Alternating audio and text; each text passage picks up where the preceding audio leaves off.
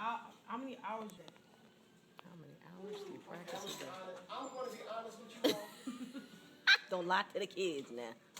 Basically, I played all the time in church as a kid, but I didn't really develop practice habits until I got to college, until I had a teacher that really knew I was talented, but he really cracked the whip. Because,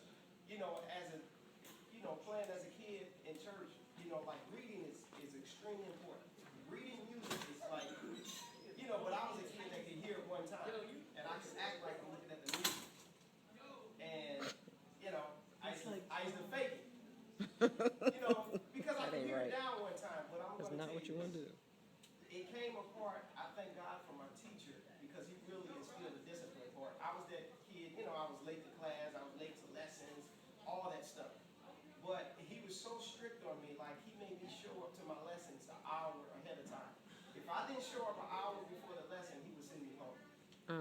And that's when I was going to school in New York, and I had to take the train to the lesson. But that's what instilled And you had to the pay. discipline. And also, I still have to pay him too.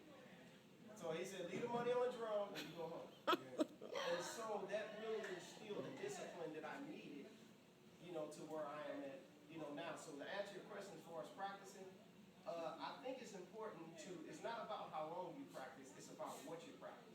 Because you can continue to keep practicing things that you know how to do. And don't get me wrong, you perfect those things, but that's why it's important to know how to, I would tell you all to develop your sight reading. Like for instance, like there's times where I'm playing with 4, 5, 6 different bands at one time. Or I'm touring with 4, 5, 6 different groups. It's impossible for me to go home to try to retain and remember all that book of music. Right.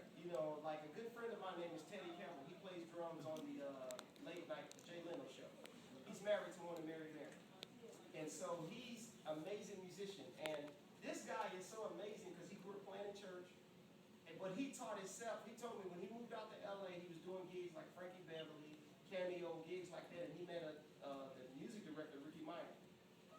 And so Ricky Minor really dug what it was he was doing. And he said, man, when I showed up, he was like, he saw all the sheet music. And he was like, he didn't read music. But he was fading it. Until he was like, man, I would go home and I wouldn't even be able to spend time with the family and none of that. I would go home and listen, try to retain, because his memory is crazy.